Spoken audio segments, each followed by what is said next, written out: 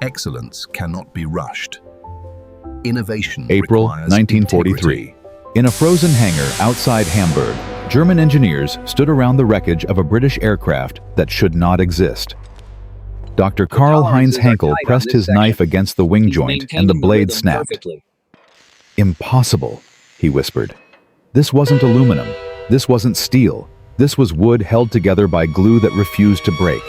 As the Third Reich's finest minds struggled to separate two thin sheets of plywood, they realized something terrifying.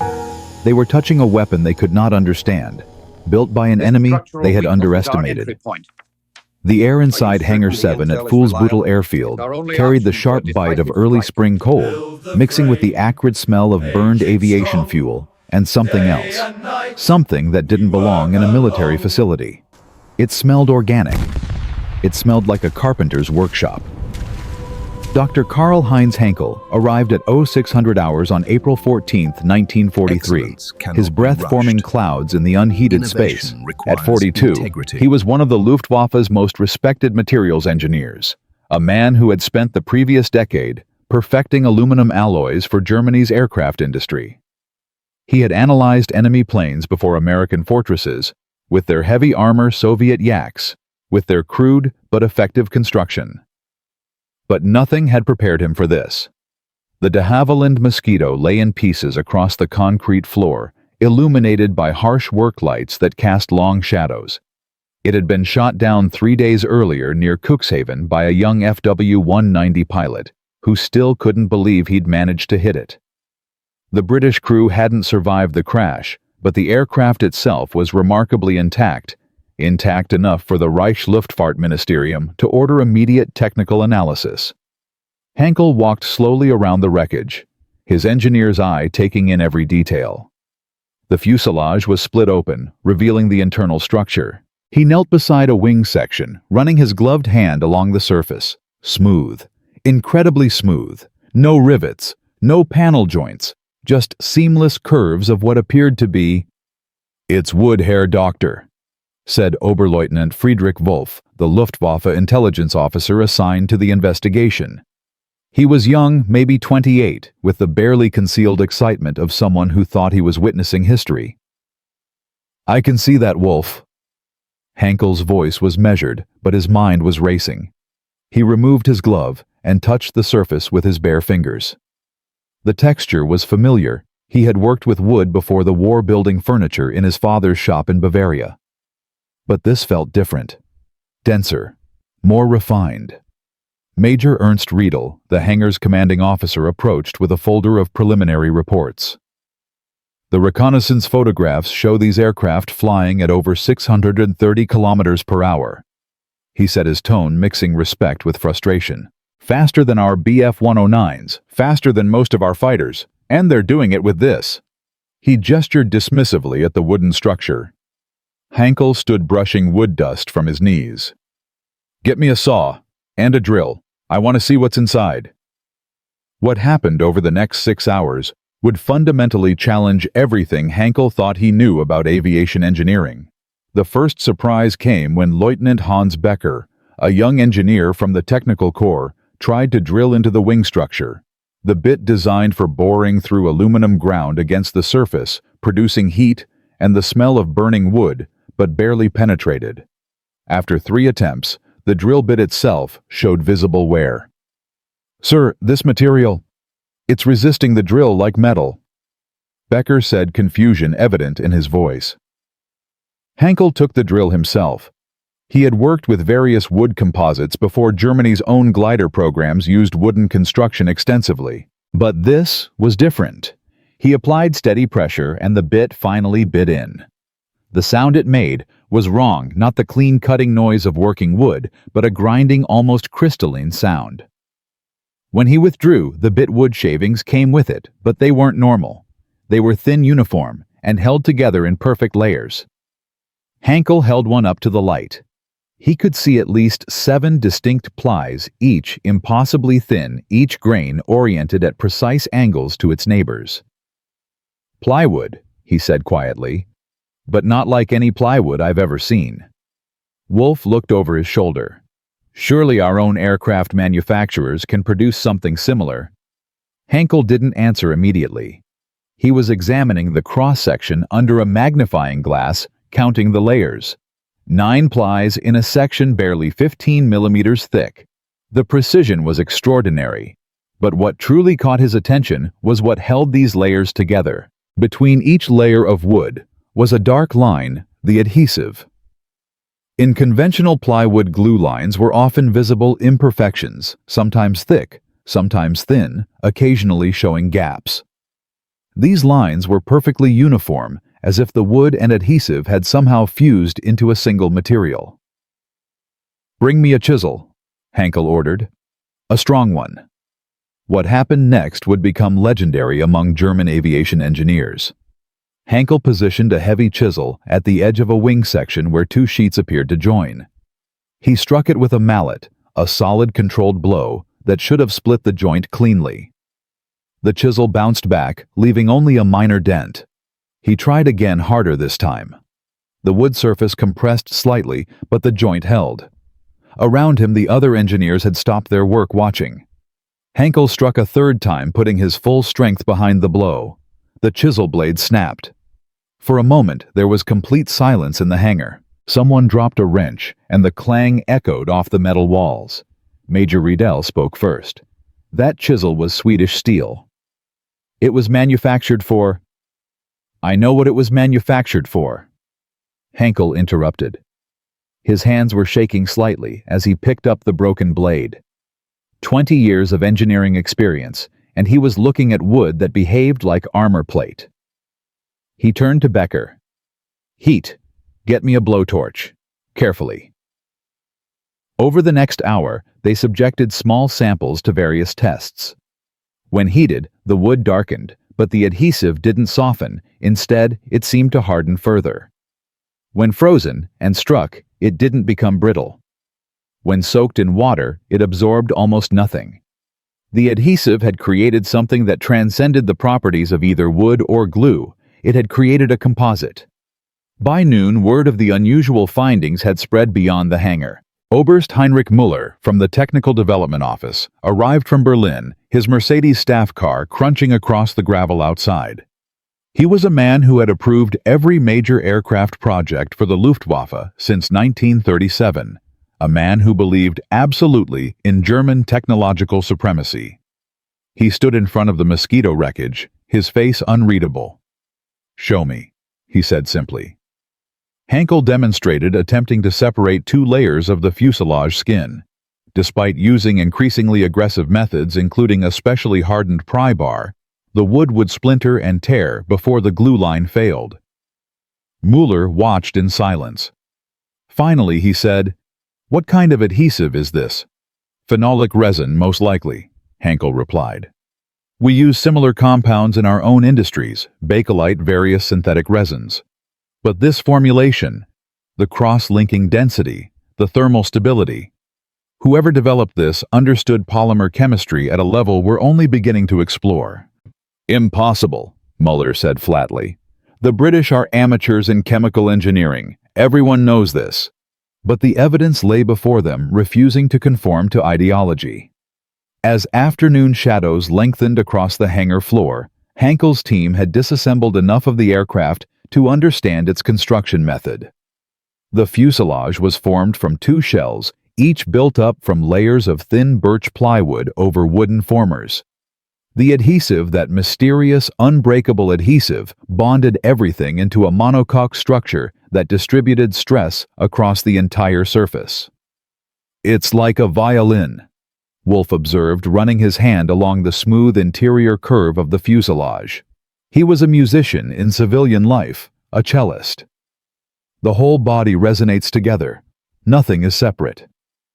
Hankel looked at the young officer with new respect. "Yes, exactly like a violin. The British have built an aircraft the way a luthier builds an instrument." But there was more. As they examined the wings, they found another revelation: the main spar. The critical load-bearing structure was a box beam made from solid spruce with the same impossibly strong plywood forming the skin. When Hankel calculated the strength-to-weight ratio, His pencil stopped moving. "This is wrong," he muttered. Becker leaned over. "Sir, these numbers. According to this, the wing structure has nearly the same strength as an aluminum wing of equivalent size, but it weighs 20% less."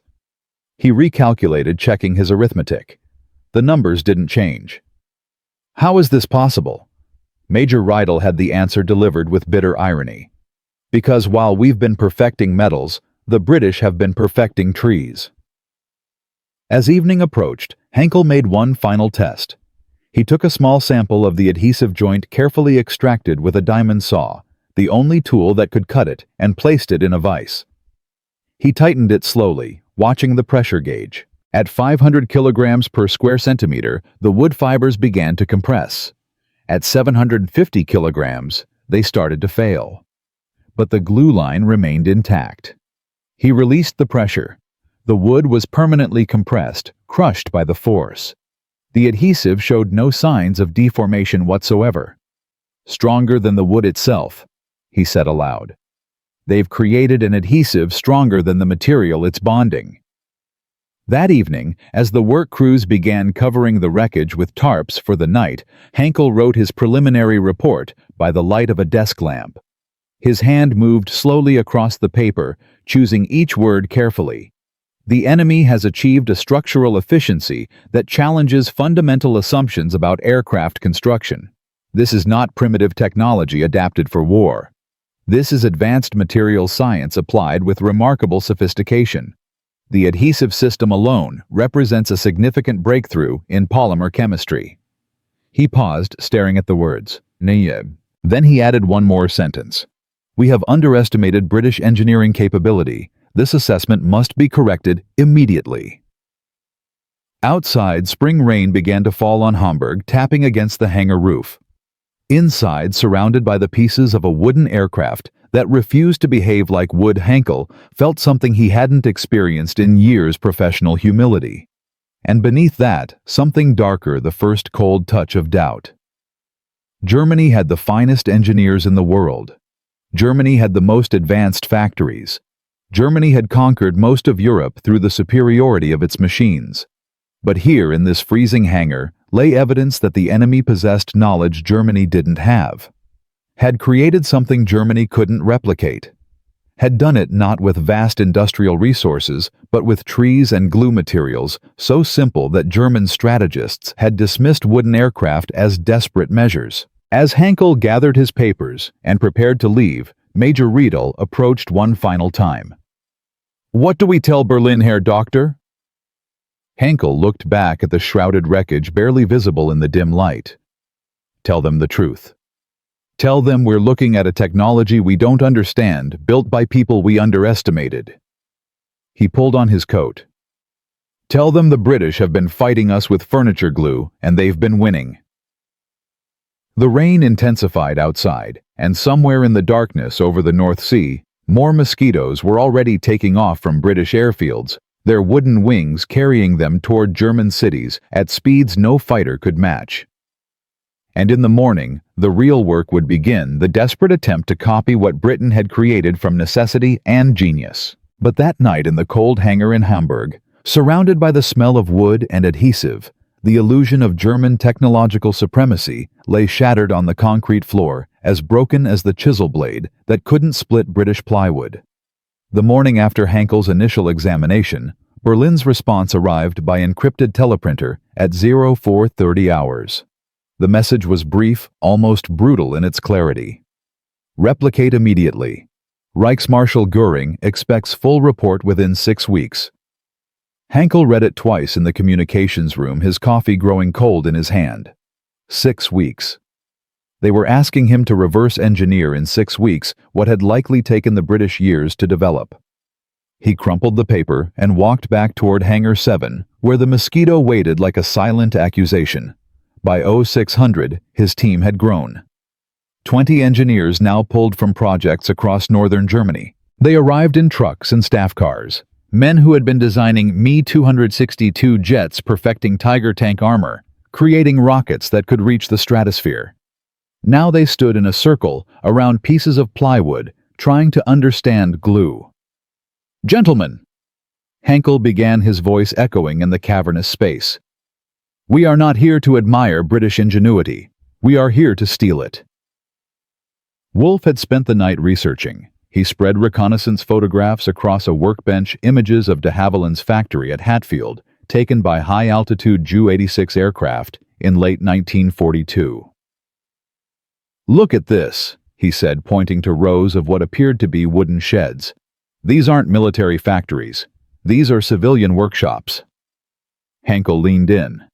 The photographs showed structures that looked more like furniture warehouses than aircraft plants. No massive forging presses.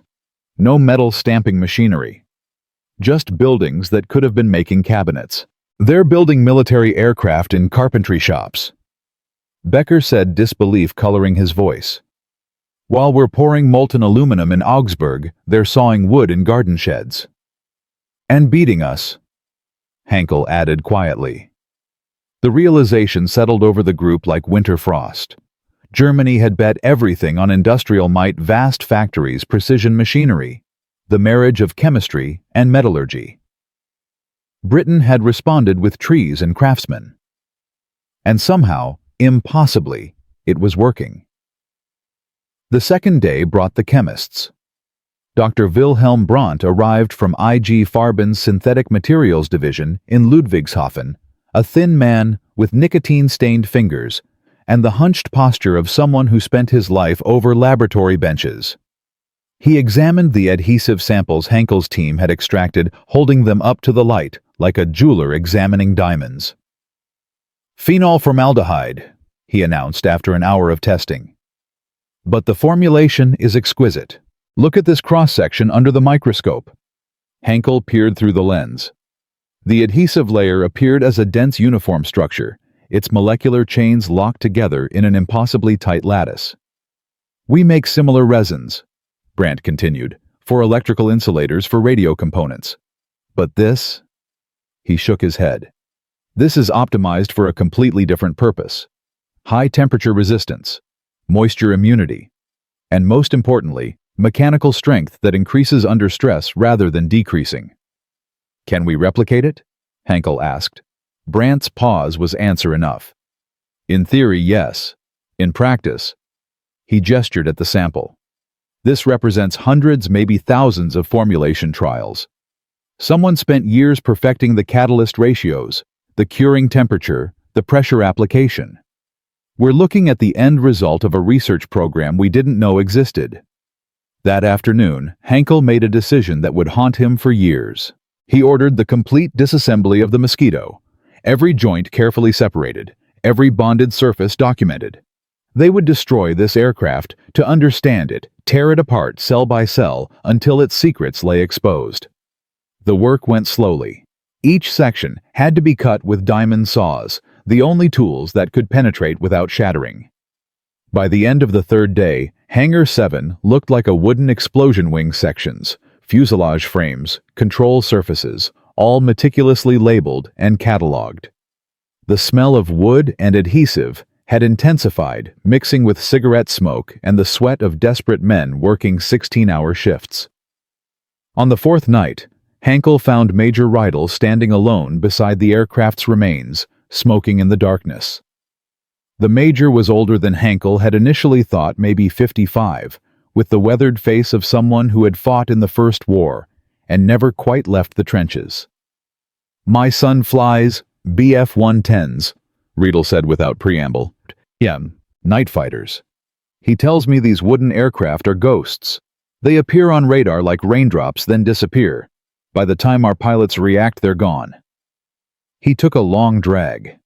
He's lost 12 squadron mates in 6 months, not to enemy fire, to accidents, to mechanical failure, to exhaustion from chasing shadows. Hankel said nothing. What could he say? You know what frightens me most, Herr Doctor? Rydell continued. Not that the British built this, but that they built it out of desperation with materials we considered beneath us, and it works better than what we made with our best resources. He ground out his cigarette. What does that say about us? The question hung in the cold air between them, unanswered, because both men knew the answer. By the end of the first week, they had identified the wood species. The fuselage shells were Canadian birch Betula papyrifera, chosen for its fine uniform grain and consistent density. The wing spars were Sitka spruce from North America's Pacific coast, selected for its exceptional strength-to-weight ratio. Even the choice of materials told a story. Britain, blockaded and resource-starved, had reached across oceans to find exactly the right trees. They didn't just use wood. Wolf observed, examining procurement records the Abwehr had obtained from a Swedish intermediary. They searched the world for specific wood. They treated it like we treat steel alloys, with precision and purpose. The second week brought failure. Brandt's team at IG Farben had produced their first batch of adhesive reverse-engineered from the mosquito samples. They tested it on German birch plywood in a workshop in Hamburg's industrial district. The initial bonds looked promising, strong even. Then they subjected the samples to thermal cycling, heating and cooling to simulate altitude changes. The joints failed at -15 degrees Celsius. Not catastrophically, but enough. Microscopic cracks appeared in the adhesive matrix. Under vibration testing, those cracks propagated. Within 100 hours of simulated flight stress, the bonds had weakened by 40%. It's the curing process. Brandt explained, his frustration evident. We're missing something fundamental about how they achieve molecular cross-linking. The temperature, the pressure, the timing. There's a sequence we haven't discovered. Hankel listened to the explanation and felt something cold settle in his chest. They were trying to copy a recipe without understanding the cooking method. The British had developed an entire industrial process, not just a chemical formula. And processes took time to perfect, time Germany didn't have. On May 3, 1943, Oberst Müller returned from Berlin with new orders. The Reichsluftfahrtministerium wanted Germany's own wooden aircraft. Not a copy of the Mosquito, but something uniquely German. Something that would prove Aryan engineering could surpass anything the British managed. They called it the Focke-Wulf Ta 154 Mosquito, the Germanic, spelling a small act of defiance. Hankel was assigned as materials consultant. The specifications were ambitious: top speed of 700 kilometers per hour, heavier armament than the British version, and most critically, it had to be ready for production by autumn. 6 months, Hankel said to Müller in the officers' temporary quarters at Fuhlsbüttel. You're asking for 6 months, what took the British 3 years? Then we'll work harder, Müller replied. We're Germans. We don't make excuses. But ideology couldn't change chemistry. By mid-May, the TA 154 prototype was under construction at Focke-Wulf's facilities in Bad Eilsen. They were using Tego film, a German-developed adhesive made from casein milk protein mixed with formaldehyde. It was available, it was German, and it was completely inadequate. Hankel visited the construction site on May 18th. He watched workers apply the adhesive to wing sections, saw them clamp the assemblies, and move them to curing ovens. Everything looked correct. But he knew with the certainty that comes from experience that it wasn't enough.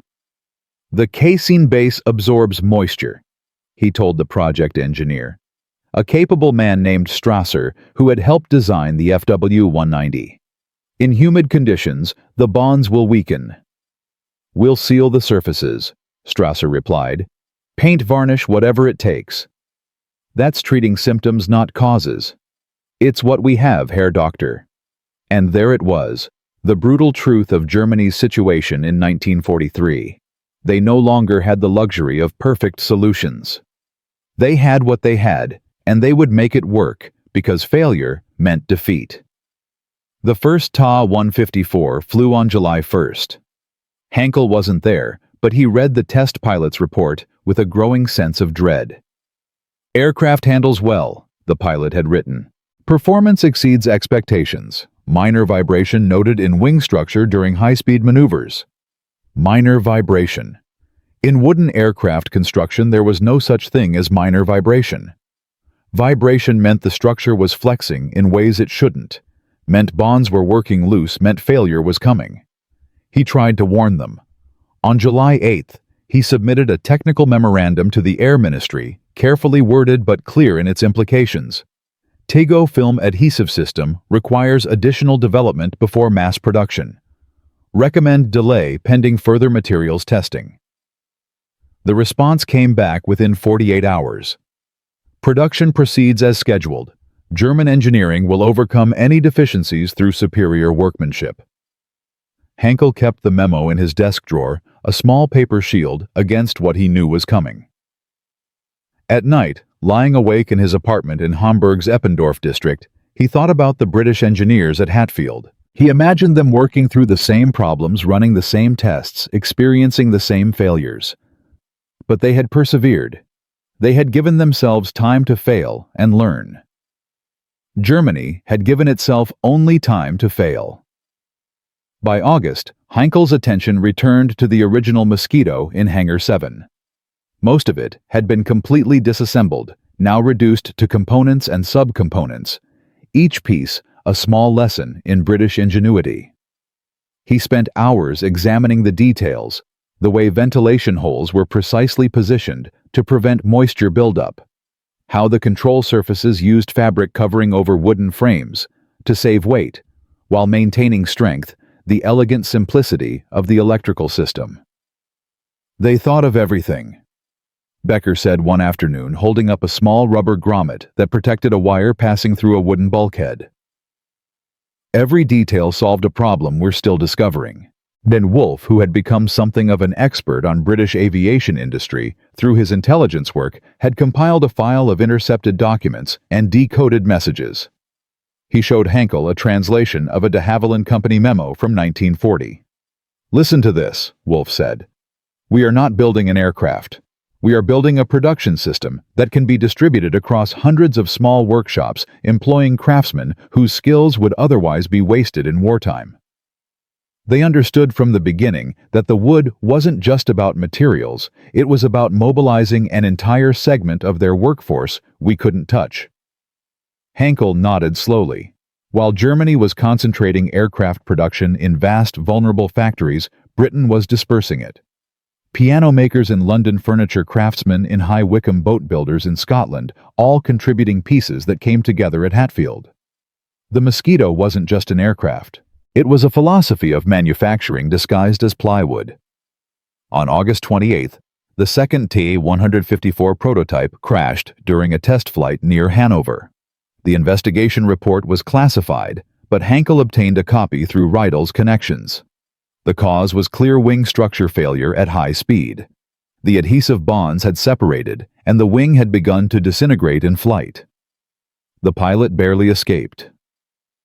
Hankel sat in his office, the report spread before him, and felt the weight of foreknowledge. He had warned them. He had shown them the evidence. But Germany in 1943 couldn't afford to be wrong about its own capabilities, so it chose to ignore the warnings until physics made ignorance impossible. That evening he returned to Hangar 7 one last time. The Mosquito was gone now. What remained had been distributed to research facilities across Germany, each institution trying to extract some small insight. But the smell lingered, that distinctive scent of wood and phenolic resin that had haunted his dreams for months. Major Riedel found him there, standing in the empty space where the aircraft had been. "My son was killed last week," Riedel said. His voice was flat, empty of emotion. "His Bf-110 was caught by a Mosquito over Bremen. The British aircraft made one pass, then disappeared into the clouds. My son's navigator said they never even saw it until it was firing." Hankel turned to face the older man. Riedel's eyes were dry, but his hands shook slightly.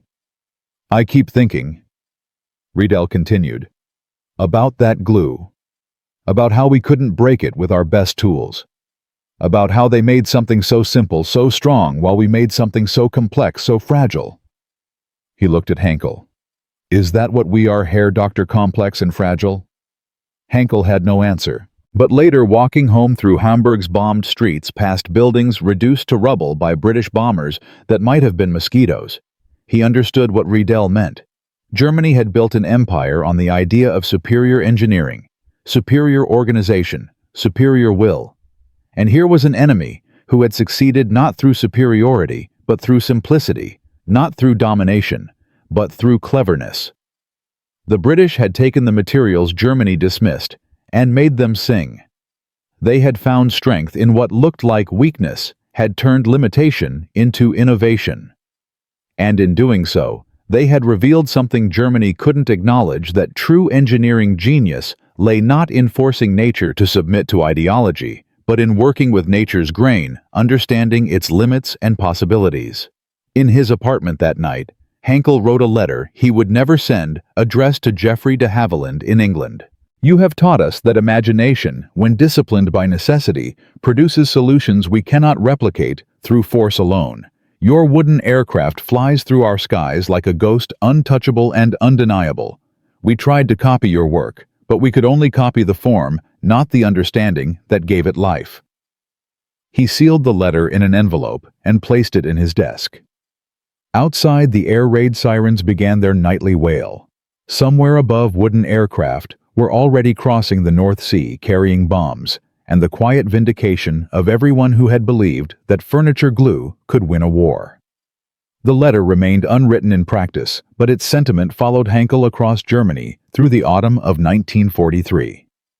On September 12th, he received orders to report to the Focke-Wulf production facility in Posen, where the TA-154 was entering its manufacturing phase. The train journey took 14 hours through landscape that spoke of a nation straining under the weight of total warfields worked by foreign laborers, factories running triple shifts, towns with more women and old men than soldiers. Kurt Strasser met him at the station, looking older than he had 3 months earlier. The production engineer had lost weight, and his hands trembled slightly when he shook Hankel's hand. "We have problems," Strasser said without preamble.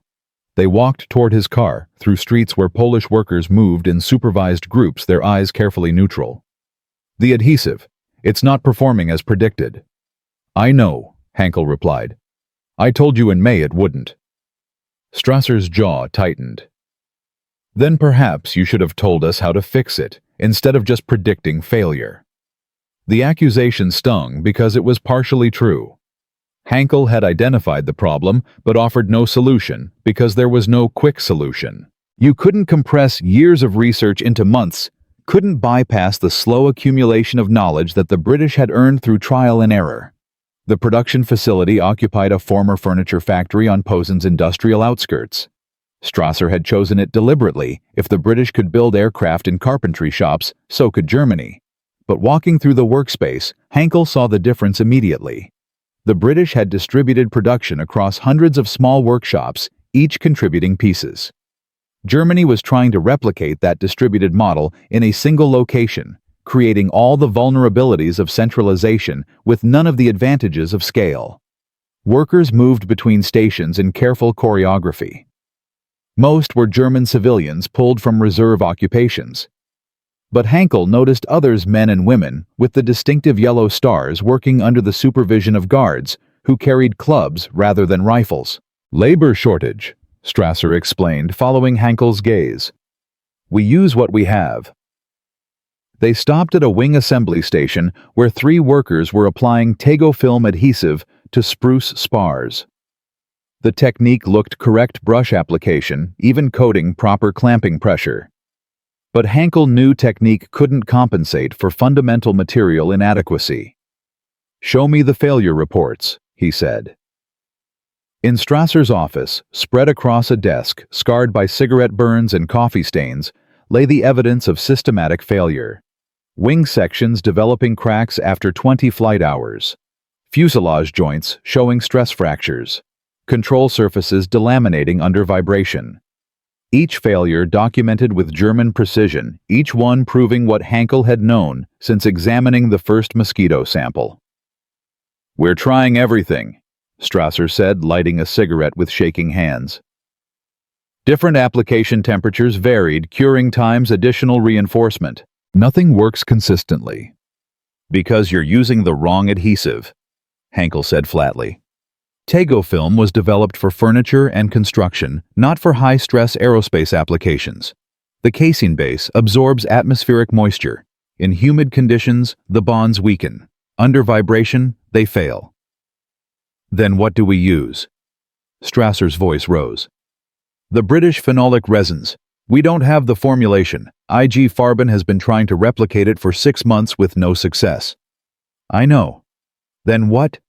Strasser stubbed out his cigarette violently. Do we just surrender? Admit the British have beaten us with wood glue? Hankel had no answer. The truth that Germany had entered a race already lost, that no amount of effort could compress the development timeline, was too dangerous to speak aloud. Defeatism was a crime. Reality was becoming a crime. On September 20th, Hankel witnessed his first test flight of a production T-154. The pilot was Hauptmann Ernst Heinz, a veteran with 43 kills, who had transitioned from day fighters to night interceptors. He walked around the aircraft slowly before climbing in his hands, checking surfaces, testing control movements, the ritual of a man who trusted his life to engineering. The takeoff was smooth. The T-154 climbed quickly, its twin engines pulling it through cloud layers that hung low over Posen's airfield. For 20 minutes, Heinz put the aircraft through standard maneuvers, turns, climbs, dives. From the ground, it looked flawless. Then Hankel heard it, a sound wrong enough to cut through engine noise and wind. A crack, sharp and distinct. The T-154's left wing flexed visibly, its trailing edge distorting. Heinz leveled immediately, reducing power, bringing the aircraft back toward the field with the careful precision of someone who knew his machine was breaking around him. The landing was controlled but urgent. When Heinz climbed out, his face was white. "The wing is moving," he said. "Not normal flex. It's separating. I could feel it through the controls." Inspection revealed what Hankel expected. The adhesive bonds along the wing's lower surface had begun to fail. Microscopic cracks had propagated under flight loads, allowing the plywood skin to separate from its structural supports. Another hour of flight, maybe less, and catastrophic failure would have been certain. Strasser ordered immediate inspection of all completed aircraft.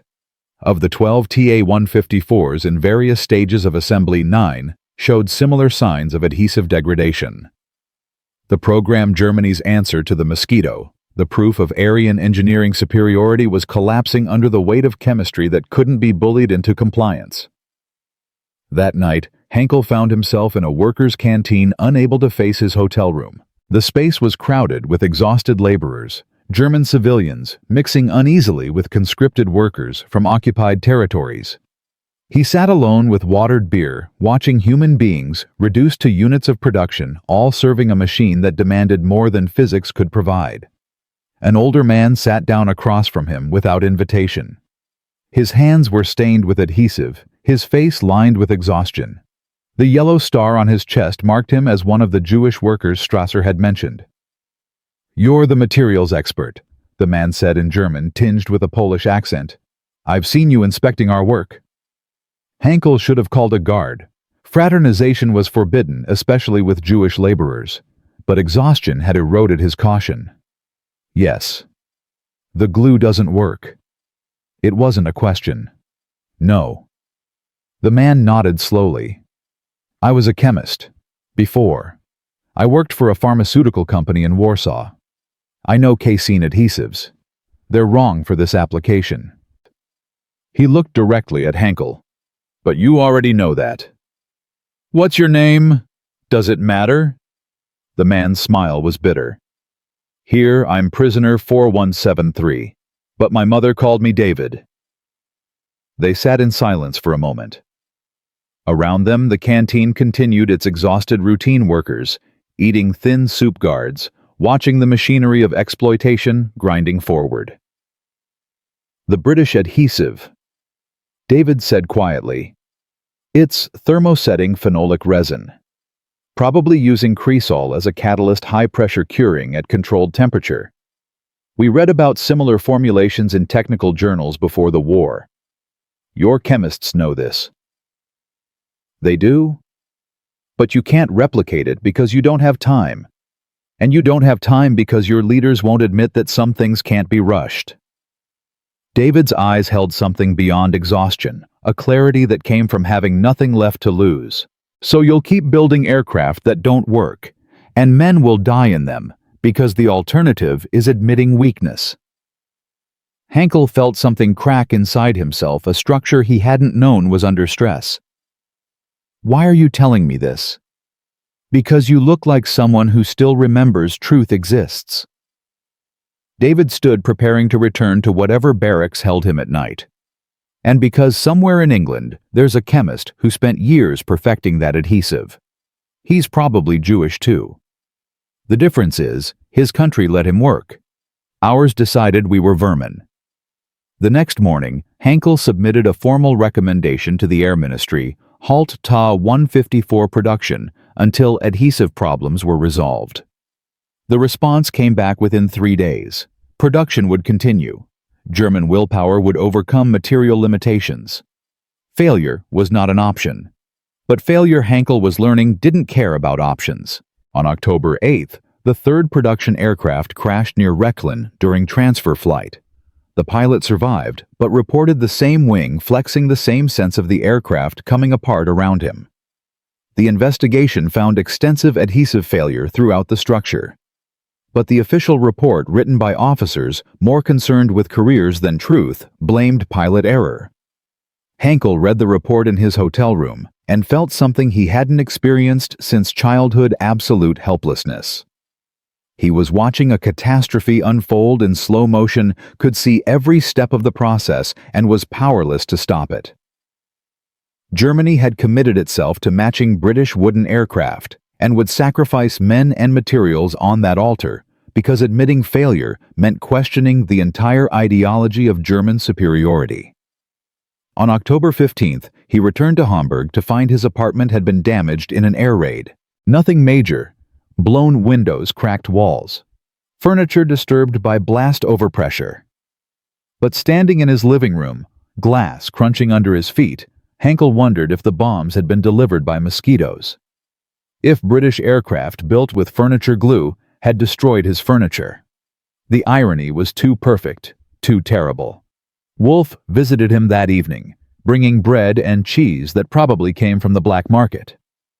The young intelligence officer had aged visibly over the past months, his initial enthusiasm replaced by something harder. "I've been reading intercepts," Wolf said, spreading papers across Hankel's damaged table.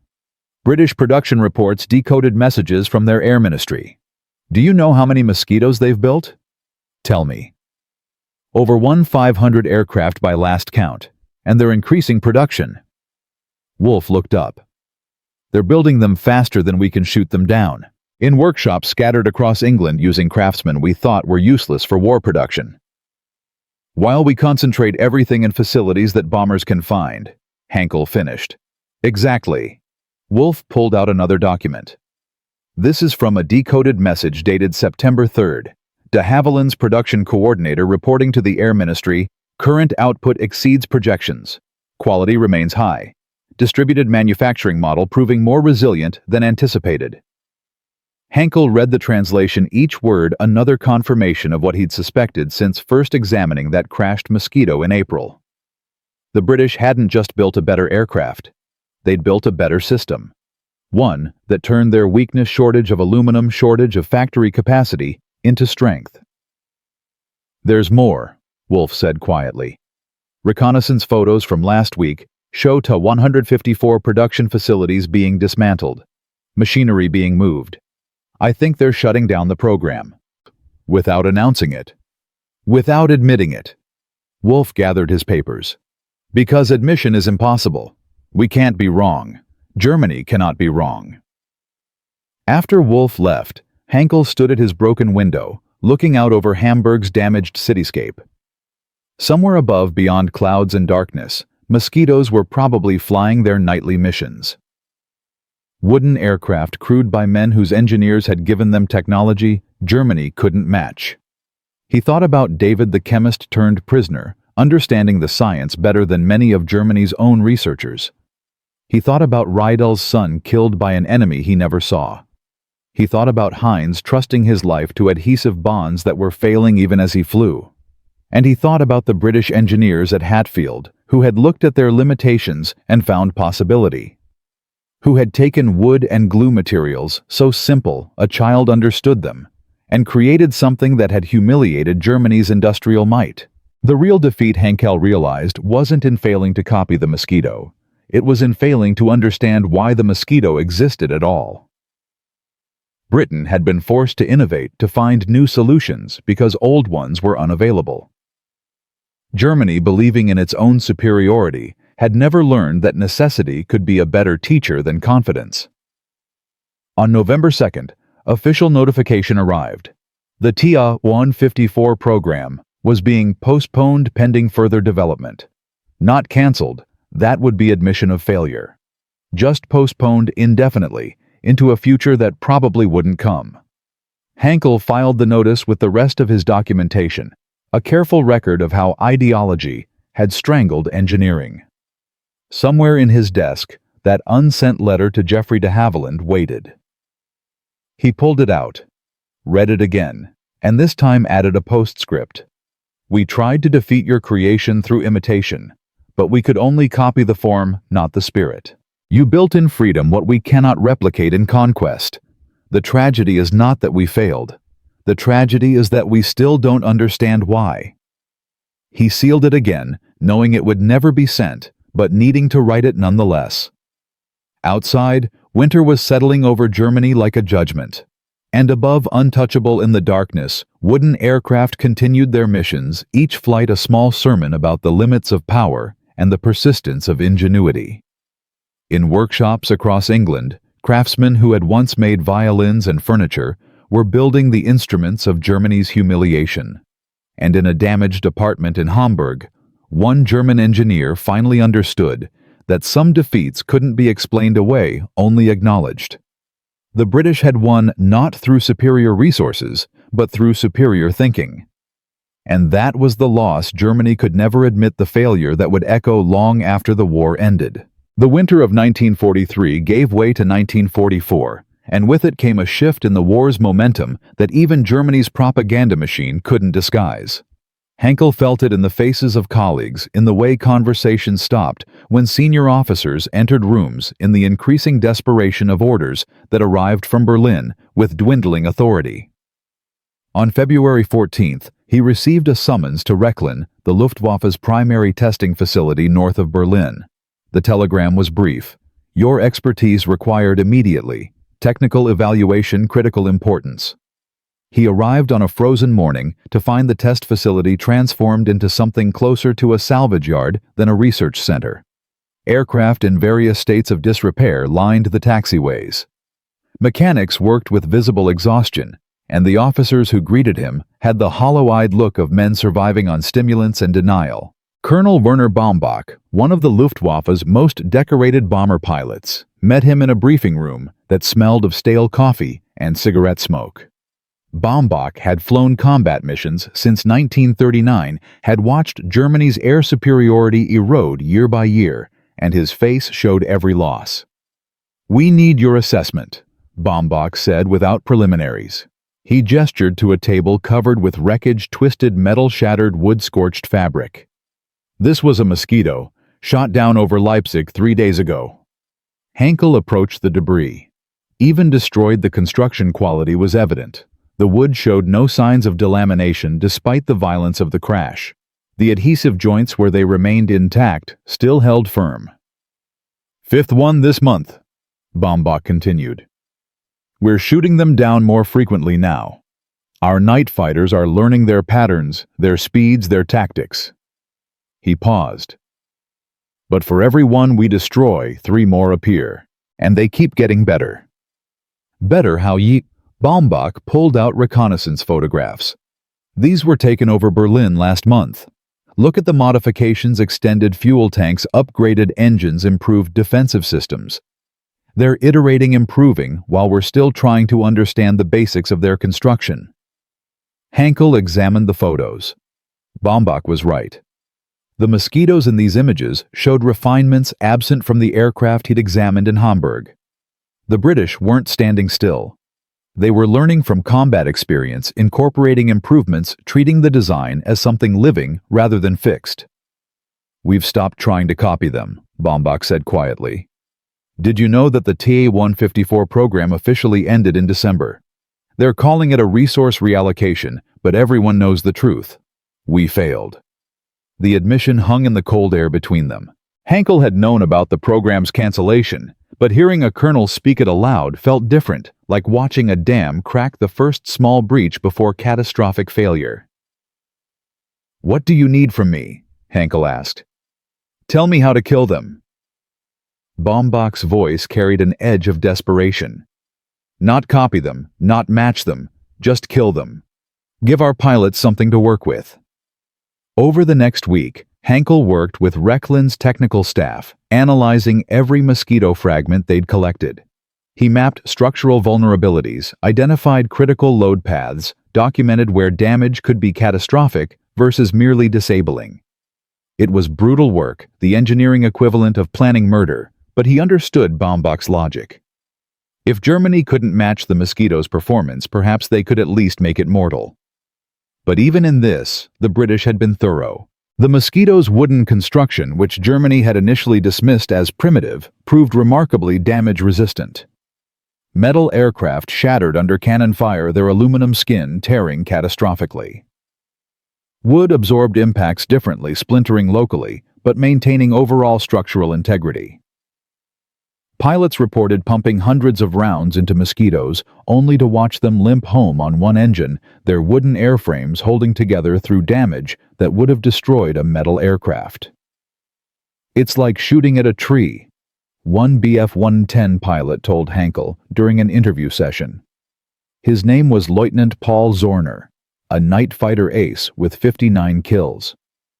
"You can hit it, damage it, but it doesn't break the way metal does. And while you're trying to bring it down, it's already disappearing into the darkness." Zorner had personally shot down 4 mosquitoes' losses he'd paid for, with the deaths of 3 wingmen, and months of frustration. "They're ghosts," he continued. "Fast ghosts made of wood that haunt our skies and remind us that we're losing control." On March 3, 1944, Hankel witnessed what Zorner meant.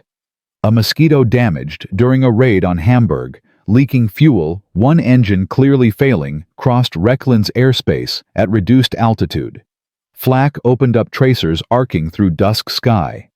The mosquito jinked, dropped lower, and somehow maintained enough speed to stay ahead of the pursuing Bf-110 that scrambled to intercept it. Hankel watched through binoculars as the chase unfolded. The German fighter was faster in theory, newer in design, but the Mosquito's pilot, some unknown British airman fighting a crippled aircraft, found every advantage in terrain and twilight. The chase lasted 7 minutes. Then the Mosquito disappeared into low clouds over the Mecklenburg Lakes, and the Bf-110 returned to base, its pilot reporting loss of contact. "That's what we face," Baumbach said, standing beside Hankel as ground crews refueled the frustrated fighter. "Aircraft that won't die when they should, flown by men who refuse to acknowledge they're beaten." But Hankel heard something else in Baumbach's voice, not just frustration, but grudging respect. The British weren't winning through superior numbers or overwhelming force. They were winning through persistence, through the refusal to accept that wood and glue couldn't compete with Germany's industrial might. By April, Hankel's work at Reich was complete. His report, 70 pages of technical analysis and tactical recommendations, would help German fighter pilots marginally improve their kill rates against mosquitoes. But he knew, and he suspected Baumbach knew, that it was ultimately futile. You couldn't shoot down an idea, and that's what the mosquito had become proof, that Germany's assumed technical superiority was an illusion. He returned to Hamburg on April 18th to find his city transformed by recent bombing raids. Entire neighborhoods had been reduced to rubble. Survivors moved through streets with the mechanical efficiency of people who had stopped feeling and started simply surviving. The war was coming home to Germany, delivered by aircraft that included the wooden ghosts he'd spent a year trying to understand. Wolf found him at his damaged apartment on April 20th. The intelligence officer looked worse than Hankel had ever seen him, thinner, older, with a tremor in his hands that suggested nerves stretched past breaking. "I'm being reassigned," Wolf said. "Eastern Front."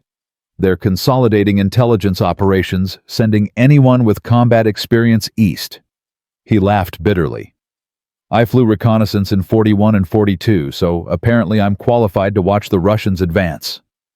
They shared what passed for coffee-roasted grain, mostly with enough actual coffee to give it color. Wolf pulled out a folder, placed it on Hankel's table. I shouldn't show you this, he said, but you deserve to know. Intercepted British production figures through March 1944. Hankel opened the folder.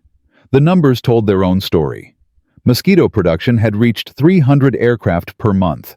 More than 3,000 had been completed since the first prototype flew. Losses were averaging 40 aircraft monthly, a sustainable attrition rate for an aircraft that could be built in dispersed workshops using semi-skilled labor. Meanwhile, Wolf continued, German aircraft production is consolidating in larger facilities. Easier to bomb, harder to replace when destroyed. He finished his ersatz coffee. The British solved the right problem. We solved the wrong one. After Wolf left, heading east toward battles he probably wouldn't survive. Hankel sat alone with the production figures. He thought about David, the Jewish chemist in Posen, who had understood the adhesive chemistry better than Germany's own researchers. He wondered if David was still alive, still building aircraft that didn't work, or if the camps had claimed him as they'd claimed millions. On May 8th, Hankel received new orders. Report to the Air Ministry in Berlin for reassignment. The summons was vague about details, but the timing suggested desperation. Germany was running out of everything fuel pilots' time. Even experienced engineers were being shuffled like cards in a losing hand. Berlin shocked him. He'd last visited in 1942 when the city still maintained its imperial grandeur despite the war. Now in spring 1944, it looked wounded. Buildings stood with empty window frames like eye sockets. Rubble had been cleared from main streets, but piled in vacant lots. People moved with the defeated posture of a population that knew the truth their leaders wouldn't speak. The Air Ministry building had been damaged in a raid, its grand entrance now bypassed in favor of a side door that led through improvised corridors. Hankel waited in an anteroom with other engineers and officers, all wearing the same expression of exhausted determination. Oberst Müller, who he hadn't seen since the early days of the Ta-154 program, emerged from an inner office. The colonel had aged dramatically. His uniform hung loose, and his eyes held something Hankel recognized from his own mirror, the look of a man who had stopped believing his own side's propaganda. "Hankel," Müller said, "walk with me." They left the building, moving through damaged streets toward the Tiergarten. The park had been partially converted to vegetable gardens, Berliners digging victory gardens in soil that shook with each bombing raid. "The war is lost," Müller said without preamble. "You know it. I know it. Half the general staff knows it. But we'll keep fighting because the alternative is unthinkable." He stopped walking, turned to face Hankel. "I'm telling you this because you deserve honesty. You warned us about the Ta-154. You were right. We ignored you because being wrong was impossible." "Why am I here?" Hankel asked. "Because I'm reassigning you to technical intelligence. We're collecting data on Allied technology, not to copy it anymore, but to understand what we're facing. When this war ends, and it will end, someone needs to remember what we learned." Müller's voice dropped. "Someone needs to tell the truth about how we lost." The assignment took Hankel to facilities across what remained of Germany's shrinking territory. He examined crashed aircraft, interviewed pilots, compiled reports that fewer people read with each passing month. And everywhere the Mosquito appeared in reconnaissance photos, in raid reports, in the exhausted accounts of survivors. On June 6, 1944, Allied forces landed in Normandy. Hankel heard the news in a bunker outside Munich, where he was analyzing the wreckage of a Mosquito that had been attacking a railway junction. The aircraft's crew hadn't survived, but their aircraft, even destroyed, showed refinements absent from earlier versions. New propeller designs, improved engine cowlings, a radar system that looked more advanced than anything Germany was fielding. "They're still innovating," Hankel said to the officer overseeing the facility. "Even winning, they're still improving." The officer, a major whose name Hankel never learned, shrugged. And we're still dying. The mathematics of defeat. By autumn 1944, Germany's collapse was accelerating. Cities fell to Allied advances from east and west. The air war had shifted from strategic bombing to supporting ground operations, and Mosquitoes flew missions that ranged from precision strikes to night harassment, proving the aircraft's versatility even as Germany's industrial capacity crumbled. Hankel was in Dresden on February 13, 1945, when the firestorm came. He survived by chance, having left the city center hours before the first bombers arrived. From a hillside outside the city, he watched Dresden burn, not just from British heavies dropping their loads, but from the secondary fires that merged into a storm that consumed centuries of culture in a single night.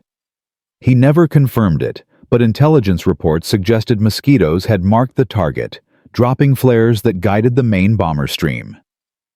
If true, it meant the wooden aircraft he'd first examined in a Hamburg hangar had participated in the destruction of one of Germany's most beautiful cities. The irony was too brutal for contemplation. On April 20, 1945, 5 years exactly since Wolf had first shown him those production photographs, Hankel received his final orders. Report to Hatfield, England.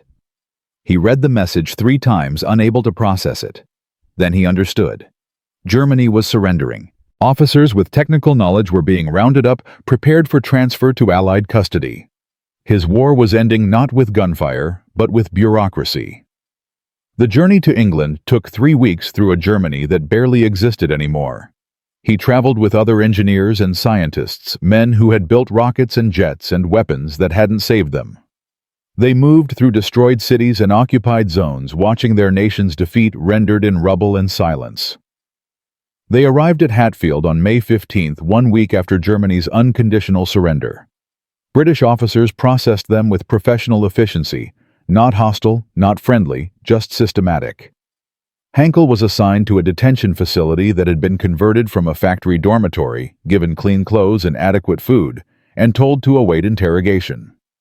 On May 18th, he was escorted to the de Havilland production facility. The British officer accompanying him, a captain named Richardson, who had flown Mosquitoes operationally, explained the visit's purpose.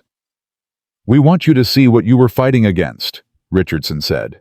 "Not to gloat, to understand." What Hankel saw broke something in him that had been cracking since that first day in Hamburg. The production facility wasn't a single factory, but a coordination center. Components arrived from hundreds of workshops, wings from furniture makers in high Wycombe fuselages, from boat builders in pool systems, from electronics firms in London. Assembly took place in what had once been an aircraft factory, but the real manufacturing happened everywhere, distributed across Britain in a network that bombing could disrupt, but never destroy. "We built 781 Mosquitoes during the war," Richardson said, walking Hankel through assembly halls where workers were already transitioning to peacetime production. "Lost one, 286 to all causes. That's a loss rate of 16% over 5 years of constant operations." He paused beside a completed aircraft, its wooden skin smooth and perfect. "Your fighters had loss rates exceeding 50% in the final year, not because your pilots were inferior, but because your entire production philosophy was wrong."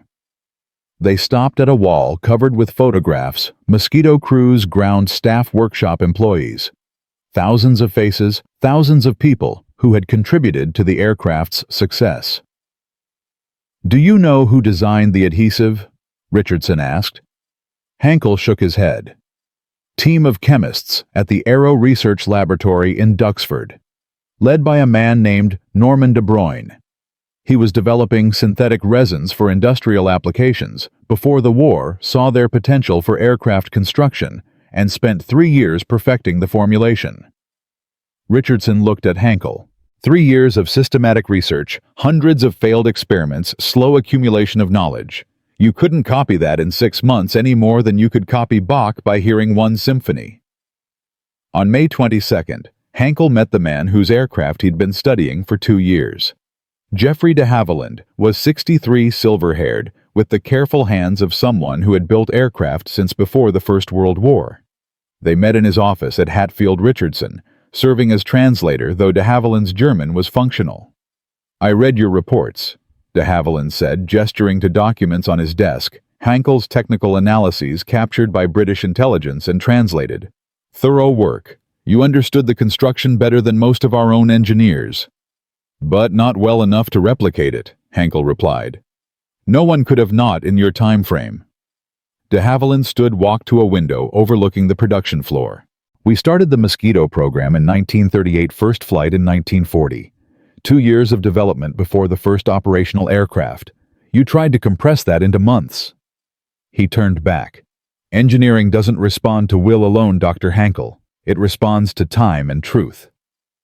They talked for an hour, two engineers discussing technical problems with the war temporarily forgotten. De Havilland explained decisions Hankel had puzzled over: why birch rather than oak, why phenolic adhesive rather than alternatives, why distributed production rather than centralized manufacturing. Each choice had been deliberate, born from understanding rather than assumption. "The wood was never about shortage," de Havilland said. "It was about creating a production system that could survive in wartime. Metal requires factories, heavy machinery, specialized facilities. Wood requires craftsmen and workshops. When you bombed our cities, you forced us to distribute. We turned that necessity into advantage." As Hankel prepared to leave, de Havilland handed him something, a small piece of plywood 2 inches square, showing the characteristic layers and adhesive bonds. "Keep this," de Havilland said. "Remember that imagination, when disciplined by necessity, produces solutions that force alone cannot achieve." That evening in his detention facility room, Hankel held the plywood sample and felt the full weight of Germany's defeat. They had lost not just militarily, but philosophically, had bet everything on the supremacy of German engineering, and discovered that engineering excellence required humility, patience, and the willingness to learn from limitation. He thought about David the chemist in Posen, who had understood this. About Wolf, sent east to die in Russia's advance. About Riedel's son killed by an aircraft his father couldn't defeat. About all the German pilots who had chased wooden ghosts through dark skies, dying in pursuit of enemies they couldn't catch. The war had taught Germany that strength wasn't enough, that victory required more than will and weapons. The British had proven it with an aircraft built from trees and glue, assembled in workshops by craftsmen flying missions, that had helped bring down an empire that thought itself invincible. Outside, spring night settled over England. And somewhere in the facility, mosquitoes that had survived the war awaited conversion to peacetime service, their wooden wings a testament to what could be achieved when necessity married imagination, when limitation became the mother of innovation, rather than the excuse for defeat. The plywood sample remained in Hankel's pocket through the months that followed, a talisman against forgetting. British intelligence debriefed him through June and July of 1945. Patient interrogators extracting every detail of Germany's attempts to replicate the Mosquito. He answered honestly, understanding that truth was the only currency he had left. On August 3rd, they released him from detention. Not to Germany, that nation barely existed anymore, carved into occupation zones, but to a displaced persons camp near Oxford, where German technical personnel awaited repatriation. He shared barracks with rocket scientists who had built V-2s, jet engineers who had designed aircraft that arrived too late to matter, chemists who had created synthetic fuels from coal while their cities burned. They were the survivors of Germany's industrial class men who had believed engineering excellence would guarantee victory. Now they waited in British custody, their certainty reduced to the dimensions of a camp surrounded by wire fencing that was more symbolic than secure. No one was trying to escape. There was nowhere to escape to. In September, a British major named Thompson arrived at the camp seeking volunteers for a documentation project. The Royal Air Force wanted comprehensive technical histories of German aircraft development written by the engineers who had done the work. It was partly intelligence gathering, partly historical preservation, and partly Hankel suspected an attempt to keep skilled prisoners occupied and potentially useful. He volunteered immediately. The alternative was waiting, and waiting gave him too much time to think about David, about Wolf, about all the people who hadn't survived Germany's defeat. The work took place in a converted manor house near Farnborough, the RAF's research facility. Hankel shared office space with 3 other German engineers, all writing detailed accounts of projects that had failed to save their country. They worked in English, when possible German when necessary, creating documents that would eventually fill archives and inform histories not yet written.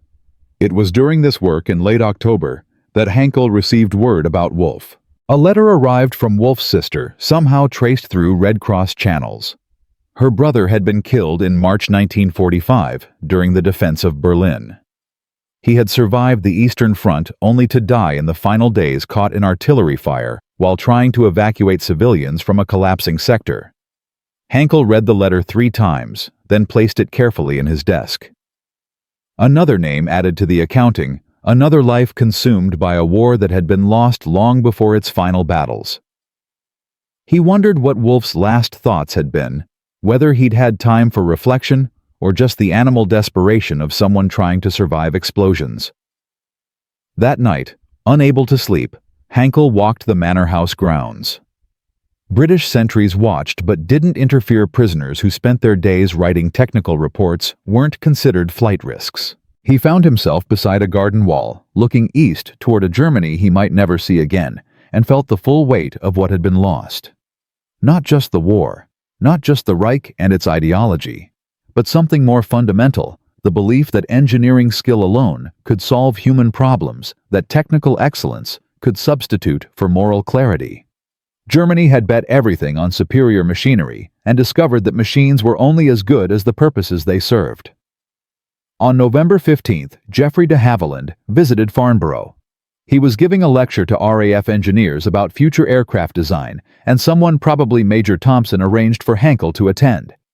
They sat in an auditorium where British officers and German prisoners mixed uneasily, united only by shared interest in aviation technology.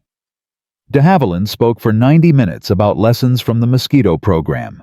He talked about wooden construction as a philosophy rather than just a technique, about distributed manufacturing as a hedge against strategic bombing, about the importance of designing for production rather than just performance. And he talked about failure, the prototypes that hadn't worked, the adhesive formulations that had failed, the 3 years of setbacks before success. Engineering is not about avoiding failure, de Havilland said near the end of his lecture. It's about learning from failure faster than your circumstances destroy you. We had the luxury of time, barely but enough. Others did not, and I do not judge them for that. After the lecture, de Havilland sought out Hankel. They walked together through Farnborough's technical facilities, past wind tunnels and test stands that had helped refine British aircraft, while Germany's facilities were being bombed into rubble. I read your technical history, de Havilland said. Your account of examining the Hamburg Mosquito. It's remarkably perceptive, especially the sections on adhesive chemistry. I had help, Hankel replied, thinking of David. A chemist in Posen. A Jewish prisoner who understood polymer science better than most of our researchers. He explained things my pride had prevented me from seeing. What happened to him? I don't know. The admission hurt. Probably dead. Most of them are dead. They stopped beside a Mosquito undergoing post-war evaluation. The aircraft looked tired, its wooden skin weathered by operational service but structurally sound despite years of hard use. De Havilland ran his hand along the fuselage, the gesture of a creator checking on his creation. The tragedy of your Ta-154 program, de Havilland said, wasn't technical failure. It was the refusal to admit failure until men died proving it. We failed dozens of times developing the Mosquito, but we failed in workshops and laboratories, not in the air with pilots' lives at stake. We didn't have that luxury, Hankel said. We were told to succeed immediately or be accused of defeatism. Yes. De Havilland's voice held sadness rather than judgment. You were trapped between physics and ideology, and physics always wins that contest. The question is, only how many die before ideology surrenders? In December, the first repatriation orders began arriving. German prisoners were being processed for return home, sorted by occupation and security classification. Engineers were low priority, valuable enough to question thoroughly, not dangerous enough to detain indefinitely. Hankel received notice on December 18th. He would return to the British occupation zone of Germany in early January. The prospect filled him with dread rather than relief. Home meant Hamburg, or what remained of it. Home meant confronting the physical evidence of defeat, the bombed cities and shattered infrastructure. Home meant trying to rebuild in a nation that had learned the hardest possible lessons about the limits of power. On December 23rd, Major Thompson summoned him to his office. The major was younger than Hankel, maybe 35, with the calm competence of someone who had commanded men under fire and learned both confidence and humility from the experience. "Your technical documentation has been valuable," Thompson said, gesturing to stacks of reports Hankel and others had produced. "But I want to ask you something more personal." He pulled out a folder. "We've been cataloging German technical personnel, trying to understand how your aviation industry made decisions. Your name appears repeatedly in documents related to the Ta-154 program. You warned against using Tego film adhesive. You predicted structural failures. You were ignored." Hankel said nothing. The record spoke for itself. "I need you to write about that," Thompson continued. "Not the technical details, we have those. I need you to write about what it was like to know you were right and watch men die because no one would listen. Because that's the part historians will forget if someone doesn't document it." "Why does it matter?" Thompson leaned back, his chair creaking. "Because 20 years from now, people will study this war and try to understand how Germany lost. They'll see the production numbers, the resource advantages the Allies had, the strategic mistakes your leadership made. But they won't understand the small moments, the engineer who knew the glue was wrong, the pilot who flew an aircraft he knew would fail, the officer who approved projects he knew wouldn't work, because admitting doubt was treason." He paused. "Those moments matter. They explain how systems fail from the inside." Hankel spent the next week writing an account he titled, "The Adhesive Problem, Technical Knowledge, and Political Reality in Wartime Germany."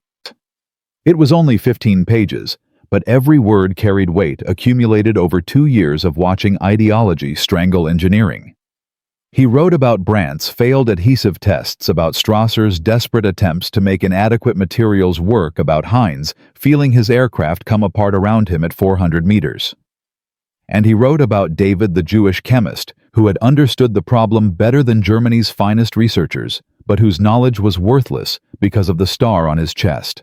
That part was hardest putting into words, the waste of human potential, the deliberate destruction of the very intelligence Germany needed to survive. On January 9, 1946, Hankel boarded a military transport for the flight to Hamburg. He carried 2 suitcases, one with clothes and documents, one with technical reports he'd written during his detention. And in his pocket, still the piece of mosquito plywood de Havilland had given him. The flight took 3 hours, crossing a channel that had defined Britain's survival and Germany's failure to invade. Below, through broken clouds, Hankel could see the landscape of defeat, destroyed factories, cratered airfields, cities reduced to geometric patterns of rubble. This was what total war looked like from the winning side. From the losing side, it looked like the end of the world. Hamburg was worse than he'd imagined. The firestorm of July 1943 had destroyed entire districts. His own neighborhood in Eppendorf was damaged, but partially intact, though his apartment building had been requisitioned by British occupation authorities. They'd given him papers allowing temporary residence in a displaced persons hostel, a former school converted to emergency housing. He moved through the city like a ghost, recognizing street names, but not the streets themselves. Hamburg had been a city of 2 million. Now it held maybe 800,000 plus occupation forces and refugees from the east. The harbor that had built his ships now struggled to unload relief supplies. The industries that had produced aircraft and U-boats now salvaged scrap metal from their own ruins. On January 15th, Hankel received word that Dr. Wilhelm Brandt had survived the war and was working for the Soviet occupation authorities in the eastern sector. The message came through informal channels, the network of engineers and technicians trying to reconnect across occupied Germany. Brandt wanted to meet if possible to discuss a technical matter. They met on February 2nd in Lübeck, a neutral city in the British zone close to the Soviet border. Brandt looked 20 years older than their last meeting in 1943. His hands shook constantly now, and his eyes held the haunted quality of someone who had seen too much. "I spent the final year in Peenemünde," Brandt said over ersatz coffee, in a cafe that had somehow survived the bombing. "Working on rocket propellants. We were building weapons that could reach London, and I kept thinking about that mosquito adhesive." He laughed bitterly. "We could launch rockets into space, but we couldn't make glue that worked." "Did you ever solve it?" Hankel asked. "The formulation problem." "No, we were still testing variants when Berlin fell." Brandt lit a cigarette with shaking hands. "The Soviets captured everything, documents, samples, equipment. They're trying to reverse engineer it now for their own aviation program. They've asked me to help." "Will you?" Brandt exhaled smoke slowly. "What choice do I have? I'm a chemist. It's what I know. And maybe—" He paused. "Maybe if I help them understand what the British achieved, it will prevent future engineers from making our mistakes." They talked for 2 hours, comparing notes on programs that had failed, sharing information about colleagues who had survived or died. Brandt had heard nothing about David the chemist from Posen. The camps in Poland had been liberated by Soviet forces, but information about survivors was fragmentary at best. "He probably died," Brandt said quietly. "Most of them died. And with them died knowledge we needed and couldn't access because we'd decided that heritage mattered more than competence." In March, Hankel found work with the British Control Commission's Technical Assessment Division. His job was evaluating German industrial facilities for potential reconstruction, determining what could be salvaged from the ruins of Germany's manufacturing capacity. It was sober work that required confronting daily evidence of how thoroughly Germany had been defeated. One assignment took him back to Posen, now Poznan, under Polish administration.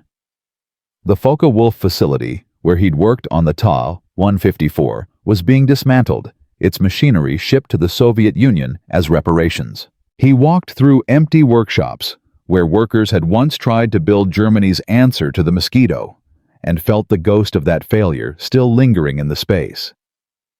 He asked local officials about prisoner records from the facility, whether any documentation existed about the forced laborers who had worked there. They gave him access to fragmentary files. Most records had been destroyed in the final days, either deliberately or in the chaos of liberation. But he found one name he recognized: David Rotenberg, chemist, prisoner number 4173, transferred to Auschwitz in November 1943. No record of what happened after.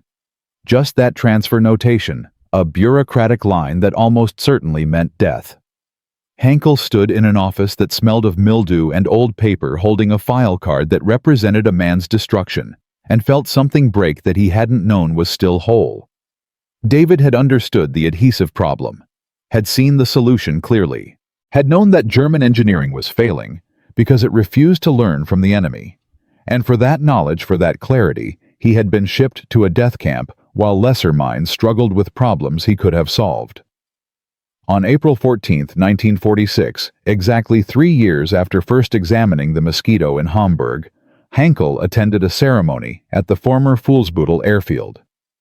The British were establishing a technical college there, training German technicians in reconstruction and modern manufacturing methods.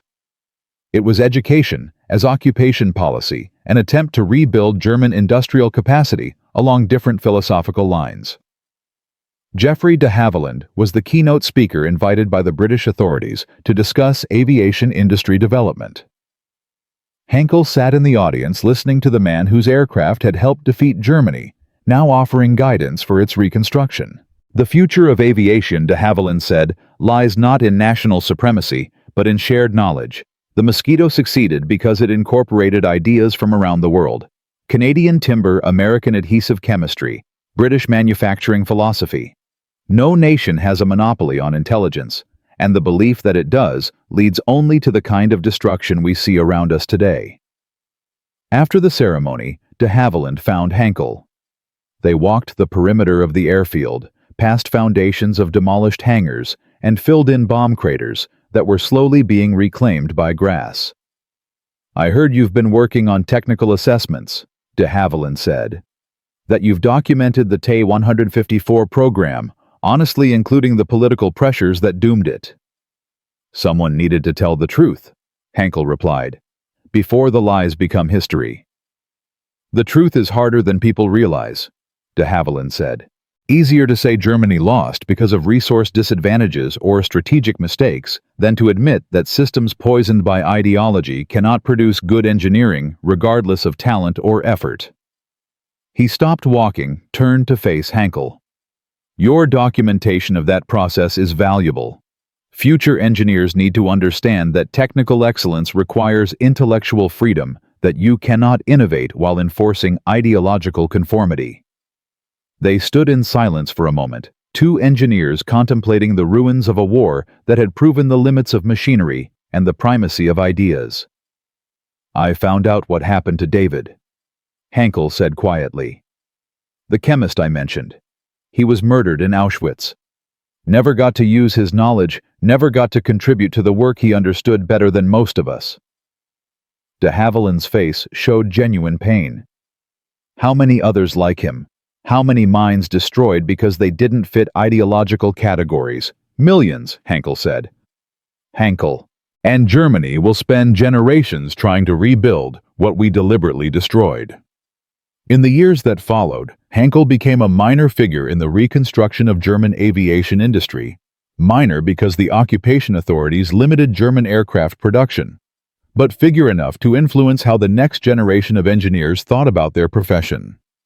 He taught at technical schools, wrote papers about materials, science, and consistently emphasized one theme: engineering divorced from ethics produces only destruction. He never saw the piece of mosquito plywood as just wood and glue. It became for him a symbol of what engineering could achieve when necessity married imagination, when limitation forced creativity rather than crushing it. He kept it on his desk, wherever he worked, a small reminder that the enemy he had tried to defeat had actually been teaching a lesson he should have learned earlier. By 1950, the Mosquito was being retired from frontline service. The wooden wonder that had helped win the war was giving way to jets and metal construction new technologies for a new era. But its influence persisted in ways both obvious and subtle. The adhesive chemistry developed for the Mosquito informed post-war composites research. The distributed manufacturing model influenced industrial organization theory. The aircraft's success proved that alternative materials and methods could work when conventional wisdom said they couldn't. Hankel wrote a final paper in 1955, published in a British engineering journal titled "Lessons from the Wooden Aircraft Engineering Education in Post-War Germany." In it, he argued that the Mosquito's greatest legacy wasn't technical, but philosophical. It had proven that humility and willingness to learn were more valuable than confidence and insistence on superiority. The paper ended with a paragraph about David Rotenberg, the chemist whose knowledge Germany had destroyed. Hankel described their conversation in the workers' canteen in Posen, David's clear understanding of the adhesive problem, and his death in Auschwitz shortly after. And he concluded with words that took him weeks to write and a lifetime to understand.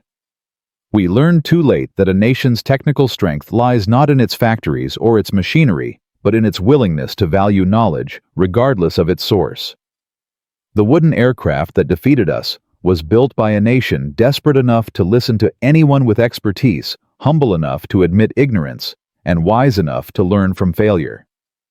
We possessed superior factories, more advanced metallurgy, and greater industrial capacity. But we lacked the one resource that mattered most, the intellectual freedom to fail, learn, and try again." He kept the piece of plywood until his death in 1968. In his will, he left it to the Deutsches Museum in Munich with a note explaining its origin and significance. It sits there now in the case beside other artifacts from aviation history, a 2-inch square of British plywood that once helped fly an aircraft and later helped teach a German engineer that strength comes not from steel, but from the willingness to learn from those you'd considered enemies. The museum label reads, Mosquito Plywood Sample 1943, represents the adhesive technology that Germany attempted to replicate but never matched. Donated by Dr. Carl-Heinz Hankel with the inscription, Imagination, when disciplined by necessity, is stronger than steel. And beneath it in smaller text a list of names engineers who worked on the Mosquito, and one name that stands apart, David Rautenberg, chemist, prisoner 42173, who understood the answer but never got to share it. They built an aircraft with furniture glue and taught Germany that winning requires more than weapons. They proved that limitation can forge excellence when accepted with humility, rather than denied with pride. And they left behind lessons that echo, still reminding each generation that the strength to admit weakness is greater than the weakness of pretending strength. If you believe their story deserves remembering, share it forward. And if you know the name of someone whose knowledge was destroyed by ideology, whose intelligence was wasted by prejudice, whose contribution was prevented by systems too rigid to recognize value, write that name below. Let the record show what was lost, and let that loss teach us never to repeat it.